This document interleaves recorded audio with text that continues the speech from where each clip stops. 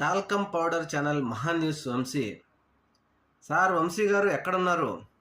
సవాల్ విసిరారుగా, సాక్షి పేపర్లో డిబేట్కు నేను సిద్ధం. జగన్, నీ సాక్షి పేపర్ను మూసేస్తావా? నీ సాక్షి పేపర్ను నాకు రాసిస్తావా? నేను సిద్ధం నీతో డిబేట్కు అంటూ పెద్ద పెద్దగా మాట్లాడిన టాల్కమ్ పౌడర్ వంశీ గారు ఎక్కడున్నారు? ఇప్పుడు మరి మహాన్ న్యూస్ను మూసేస్తావా నువ్వు? లేకపోతే మహాన్ న్యూస్ని సాక్షిలో కలిపేస్తావా?